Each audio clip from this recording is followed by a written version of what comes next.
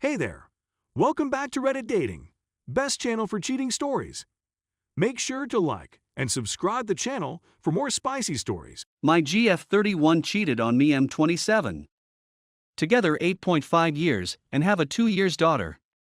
Hey, this is my first time doing anything like this, and I've been feeling quite depleted for the last 2 weeks since D-Day. I'll start by explaining how everything came tumbling down, then I'll go into the problems that followed. Perhaps I'm just asking for views and suggestions, since I don't have many friends, and am ashamed to discuss it with them.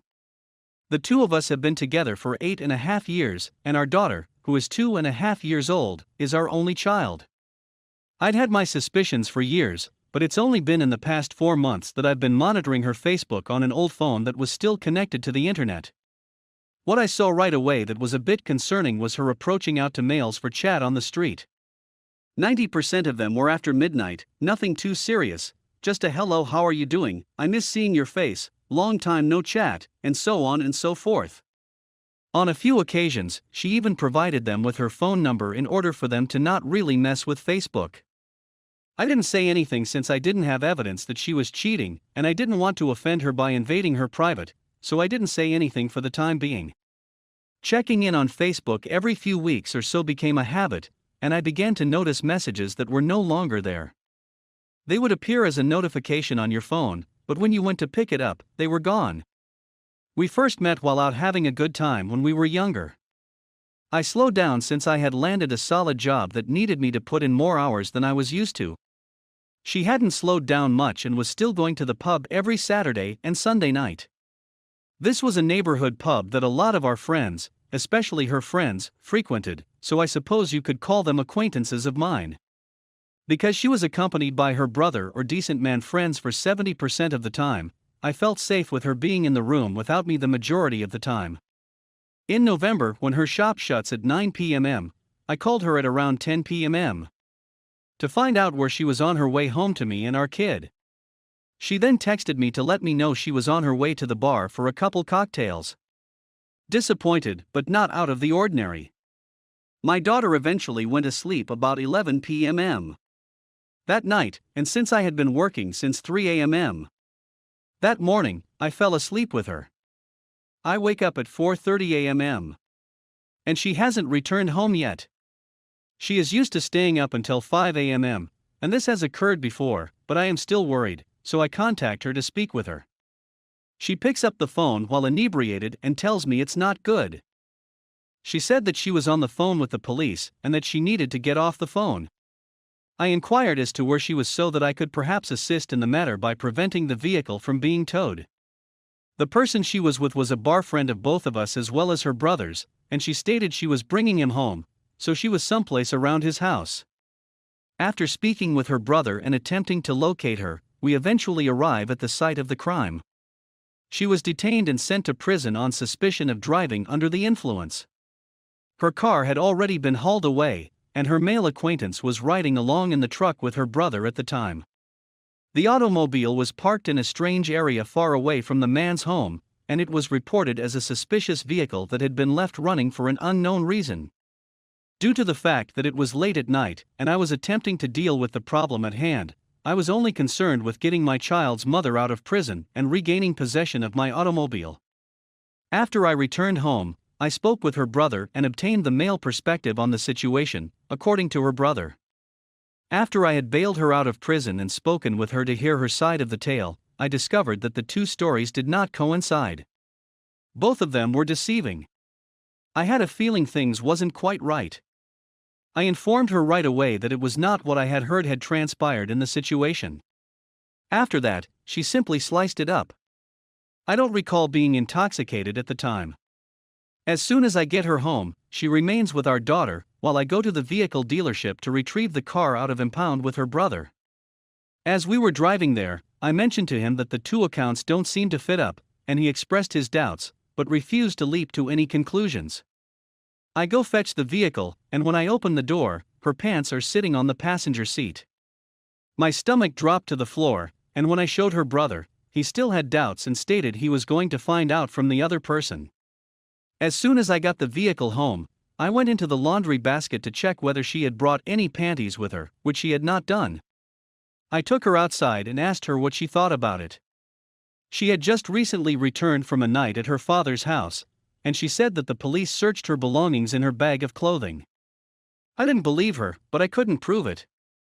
She appeared irritated that I had even raised the question and said emphatically that she had never cheated on me in front of me, staring me in the eyes. I apologized and said that it didn't seem good, which is why I inquired. After a few months, it's January, and the day before my birthday has come around. For a couple beers, I invited my closest buddy and his brother over to my place. I had a bit too much of a good thing, and I passed out. However, I became aware that my closest friend's brother was taking an interest in my girlfriend. I woke up with a weird sensation in my stomach, but I drove my girlfriend to work since she is unable to drive at the moment. After I send her off, I take a look at her old phone, which still has Facebook on it. I discovered that my closest friend's brother was attempting to hit on her over Facebook after I had fallen asleep for the whole night.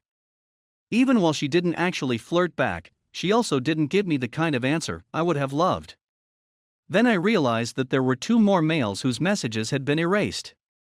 She puts both of them on ghost mode, which means that all of their messages are immediately deleted. They were contacting me till 5:30 a.m., and our talks were lengthy.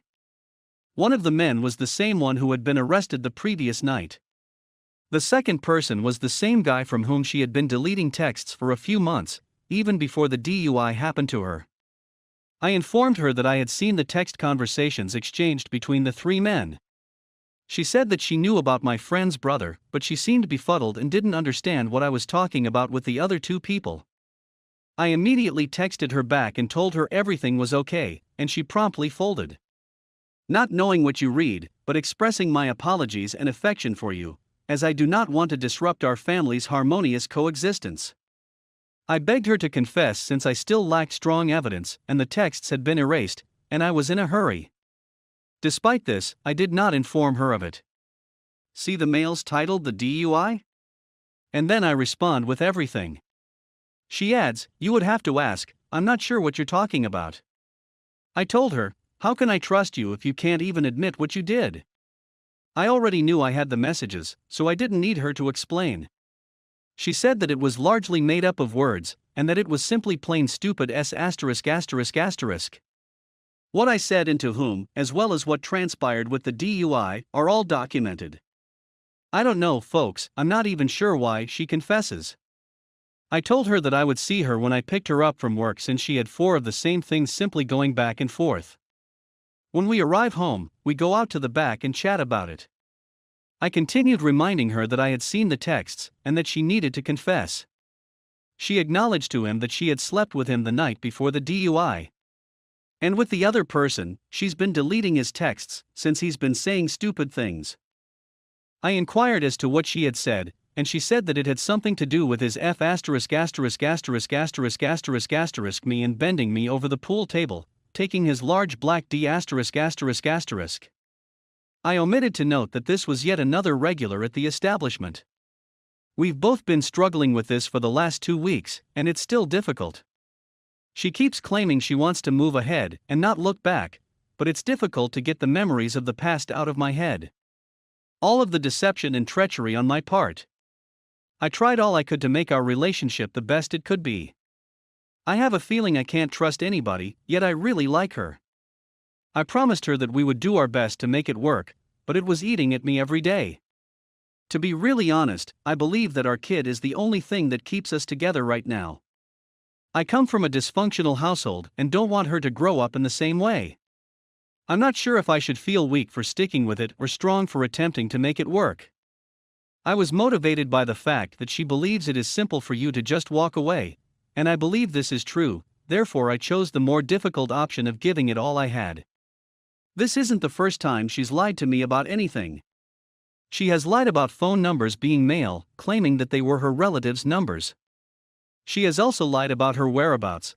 Her brother contacted me to say she was up to no good, and that I should go check on her. I arrived at the bar at the same time as her, with another man in her vehicle, who she said was her brother. She got in her car and stated it was nothing, but her actions didn't give me that impression. Those 2 occurrences occurred before our daughter was born, and I had hoped that she would have opened a new chapter in our family's history. I suppose so, but I still get the impression that it would not have happened to me. Please assist me since I am lost. Edit: there is a lot going on in our life right now, including the loss of a family member. But my curiosity is getting the better of me, and I want to contact the individual and find out precisely what was going on. Is this a poor idea in any way?